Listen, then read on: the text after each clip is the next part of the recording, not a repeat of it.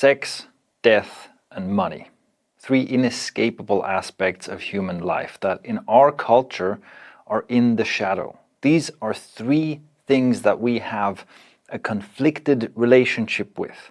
If you grew up in a Western culture, it's almost guaranteed that one or two or probably all three of these bring up feelings of shame, resistance, uncertainty, and that a lot of your life's troubles and suffering can be traced back to one or all three of these areas.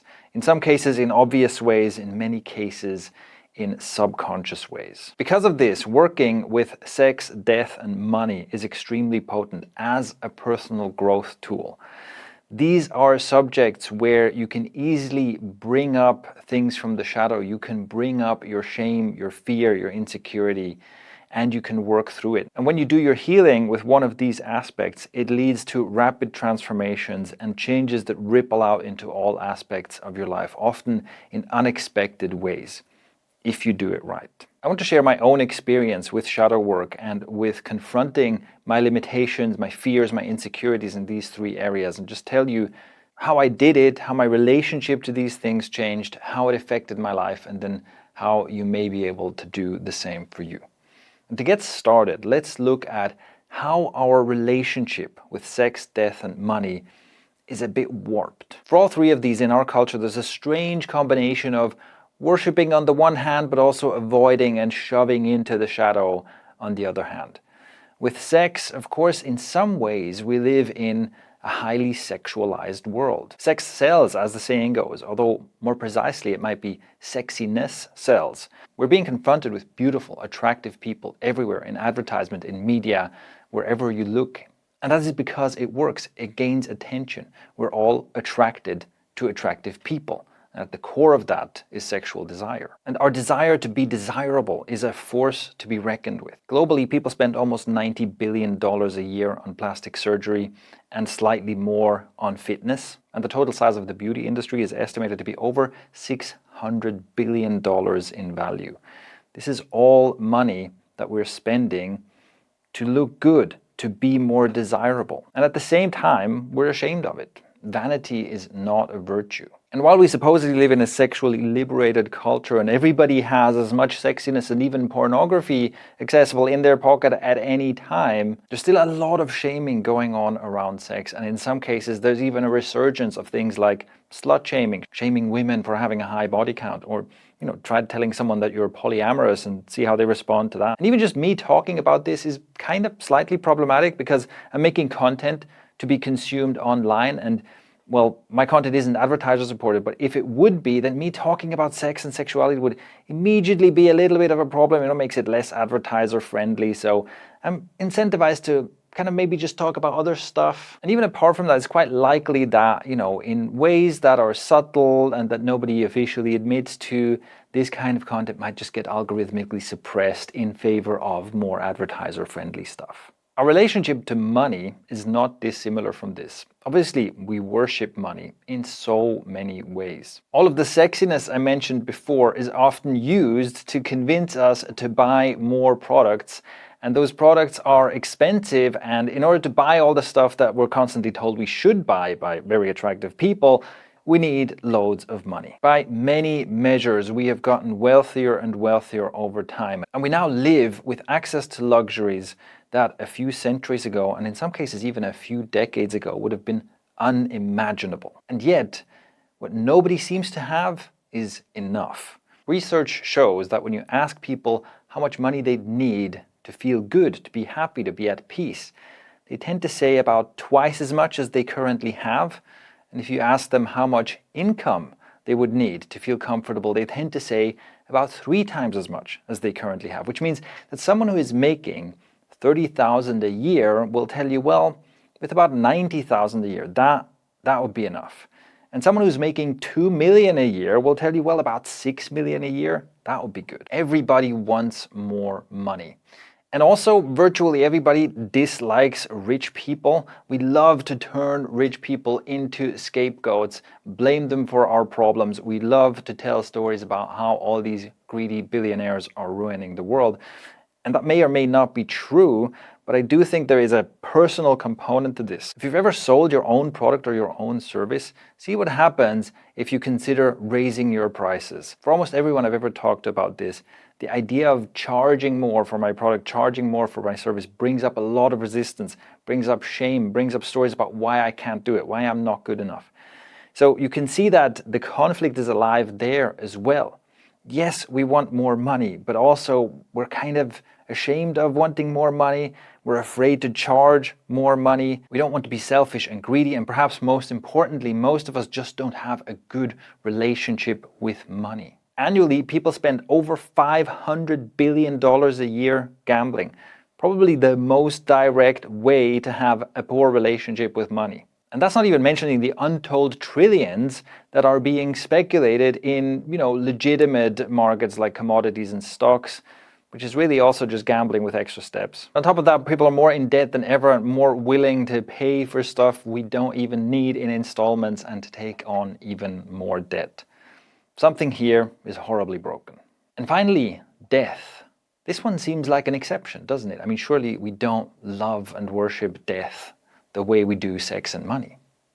You can see how, sure, there's shame, there's fear, there's avoiding of the subject altogether. But that makes sense, right? The prospect of dying seems pretty unpleasant. We don't want to do it, we don't want to think about it.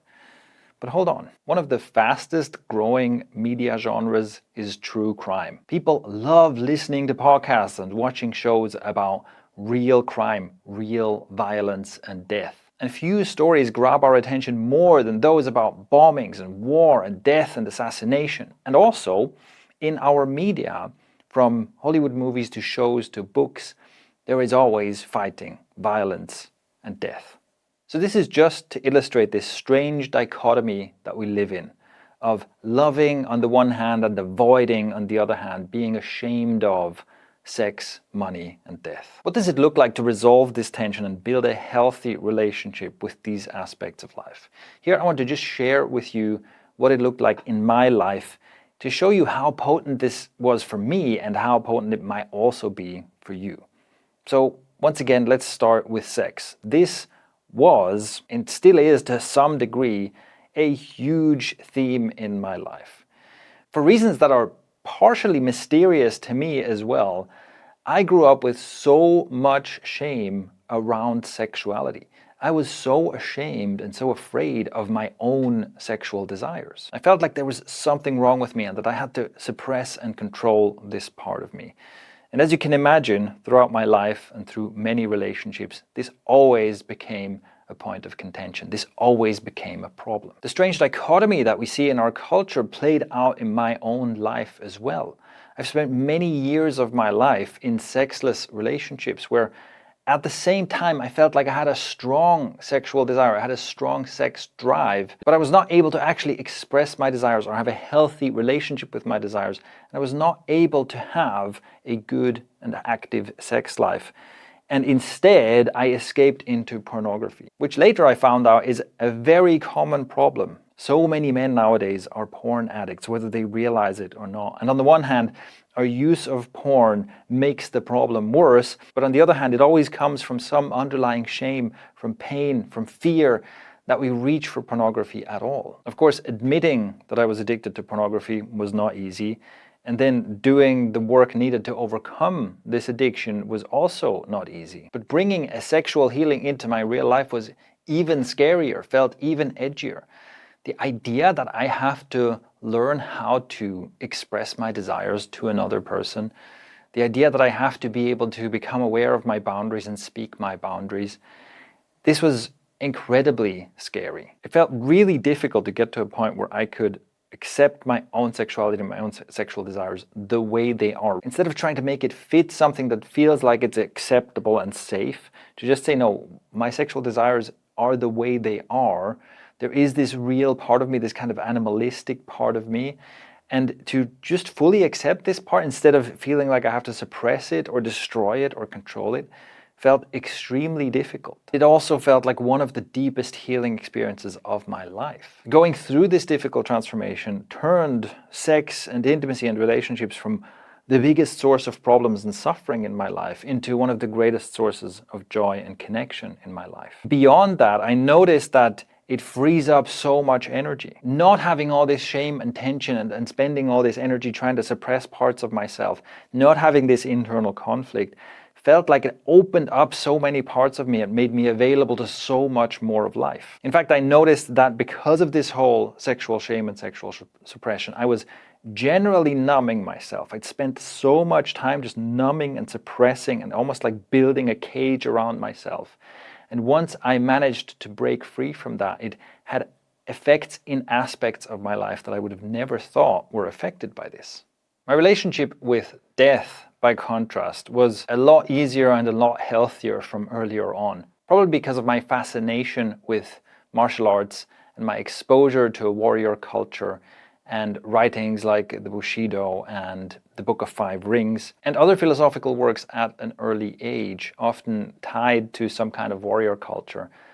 I had the fortune of learning how to confront the problem of death, the fear of death, the question of death from a relatively early age. Practices like memento mori, remember that you are mortal, are things that I was always interested in and tried out and dabbled in even from a relatively early age. I'll link to a separate video I made on this topic entirely, where I walked a group of other people through memento mori exercises as a demonstration of how transformative and healthy this can be. What does it mean to have a good relationship with death? Embracing the fact that you will die, obviously. That is a starting point. But really it's about embracing the fact that everything ends. Everything is finite. Yes, I will die, but also I will eventually lose everything. Everything will be over. For many people, this is a scary and unpleasant thought and something we don't want to deal with. But actually sitting with this and actually learning to accept this and learning to feel whatever fears come up and let those be and continually remind yourself that everything will end is massively liberating and brings so much life quality. One of my favorite movie quotes is from the movie Troy. I'll tell you a secret. Something they don't teach you in your temple. The gods envy us. They envy us because we're mortal. Because any moment might be our last. Everything's more beautiful because we're doomed. You will never be lovelier than you are now. We will never be here again. The first time I heard this quote, I was really young and it stuck with me, but I didn't know what it meant. Now I get it, yes. The gods envy us because we are mortal. I've spoken previously about how gratitude and appreciation are the most effective, largest lever, simplest things you can do to increase your overall life quality. I'll link to a video on this below. One of the things that gives me such gratitude and appreciation is this awareness of death. Yesterday I was riding my bike and I felt so elated riding my bike, even though I ride it almost every day. But I just felt so grateful that I get to do this. I felt so happy that I get to do this. And partially, this is because I'm aware that there will come a day where I can no longer do this. There will come a day where I cannot ride my bike anymore. I have no idea when that day is, but I know that this is a limited experience. I know that this is something I will lose. And knowing that, not fooling myself into thinking this is just an infinite thing, this is something I can just do forever, whenever, knowing that makes it so much more precious. For me, practicing a good relationship with death and the idea of loss has made my life so rich, and it's one of the things that brings me into presence. There are practices we can do to remind ourselves of how everything is finite, such as writing practices or Tibetan death meditation or many other things. And in fact, throughout history, in many different philosophies, you'll find this as a recommendation. You'll find different people recommending different practices for reminding ourselves of our mortality. And I recommend doing those. I recommend exploring this. And again, I'll link to this Memento Mori video where I propose several of these practices and we demonstrate them so you can pick one that you like and try it out. I highly recommend this. But more than just an individual practice, it becomes an awareness. it becomes automatic. To me, this feels like a bit of a life hack. The more automatically I am aware of the fact that everything ends, even being aware of the fact that every single moment of my life is one unique moment that dies a death that is completely final. I can never ever return to any previous moment in my life. That awareness brings me into presence. And it might seem ironic because it's so morbid. It might seem that death is the scariest, coldest one of these things, but it opens up so much beauty and so much life to really confront this. And finally, money. Oh, this is an interesting one. Who doesn't have a complicated relationship with money? For me, a really significant starting point of my own personal development journey was a moment in time that I still remember so clearly. I got so fed up with being broke. And I was used to being broke for quite a while. And at some point I was just like, I am no longer putting up with this. And I started paying attention to, what am I doing with my money? Why don't I ever have any of it? And why do I constantly have this experience of I'm working so hard, I'm working so much, and I'm always broke? What's going on? And I started just paying more attention to money, and also started reading a bunch of books about money. And I started tracking my expenses and started tracking every single penny I was spending. And I started saving money, even if I could barely afford to save anything. And I started tracking my net worth, which at the time was just like almost no money in a bank account, almost no money in my wallet, nothing else. But still, I started paying attention. And this is a really common first step in healing. Like there's this thing that is like unpleasant, a source of suffering. Oh, I don't want to deal with it. And initially there's this resistance because of course I don't want to deal with it. It's a source of pain in my life. You know, and I know that if I go and look at my bank account, I'm not going to like what I see. And I know that if I start tracking my money, I'm also not going to like what I see. But then doing that, like bringing that light of awareness onto this part of my life, started changing things quite rapidly, actually. And then money became a big theme on my entrepreneurial journey, of course, where all of a sudden I'm dealing with all this money that is not mine. Like I'm managing all this money. It's happening in a business over here. And sometimes vast quantities of money are going through the business. And again, you have to pay attention to that, and you have to stomach sometimes huge costs, and you have to stomach taking much larger risks and things, basically doing things at a larger scale than on the personal side. And interestingly, what I noticed is that at some point, again, my relationship with money got worse, and it became something, again, where I was kind of struggling with it at a much higher level. I was no longer broke, thankfully, but I was having this problem of like, I was investing money in things that weren't working out. I lost money on a business that I tried to build through COVID and it didn't work out, and I have a separate video about that I'll link to. And again, it soured my relationship with money. It became something I didn't want to deal with, I didn't want to look at, and that kept getting worse.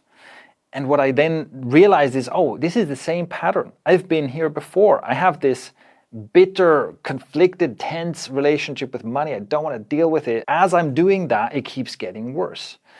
And someone told me, this is one of my favorite quotes. I actually don't know the origin of it, but it's this question. If money was your lover, would you want to have sex with you right now? Which is such a bizarre question and an interesting combination of two of our three aspects, right? But if you think about it like that, like what is my relationship with money? Like, am I paying attention to it? Am I grateful for it? Am I appreciative of it? Am I spending enough time with it? Like all of the things that would, if money was your lover, would make them want to go to bed with you. Well, the answer was, in my case, no, absolutely not. And I started trying to establish a good relationship with money again. Interestingly, that does so much to resolve the tension. And also, it seems to improve my finances kind of almost by themselves. Things get better when I pay more attention to it in essentially a loving, positive way, right? Instead of like complaining about it all the time. That seems to make a difference. It's quite interesting, and I'll keep tracking this and tell you more about it as I find out more. But regardless of that, it's clear there's a lot of suffering and a lot of tension that can come from just my relationship with money. Even if my net worth is the same, my income is the same, everything is basically the same, but it's predicated on my relationship. Am I paying attention to it? Am I cultivating a good relationship with this aspect of my life, or am I trying to push it away and avoid it? That makes a huge difference to how much stress and suffering I experience. I've noticed that when I'm in that stressed, avoidant, tense mode, it feels like the solution to this would be more money, right? If only I had more money, then I'd feel better about it. But that's actually not true. What's true is that I can feel better about what's going on in my life financially, and I can make more money. That's a separate thing. And if anything, making more money is easier when I'm not stressed out and tense about money. How do you build a positive relationship with money? Well, I made a kind of a crash course on how to do this with all of my recommendations and so on, which you can get for free. You can get it in my community. It's also available on YouTube, and I will link to that as well. And also a money circle, actually bringing that into a circle of other people and talking about your difficulties with money, talking about your relationship with money and things that you usually don't reveal, and having other people witness you in that, I believe, can be really powerful. And it's something I'm going to be experimenting with. If you want to know more about that, make sure you get on my newsletter, which will also be linked below. So those are my thoughts on sex, death, and money, and how these are extremely potent areas of life for personal healing, personal growth, and gaining more peace and less stress in your life. My recommendation is that you think about which one of these feels the edgiest for you. Which one of these three things do you least want to confront and face and deal with? And then you go after that one, because that's basically where you'll get the most growth. Now, if that seems like a strange idea, or if you want some guidance on how to do this exactly, look at all the resources below in the description.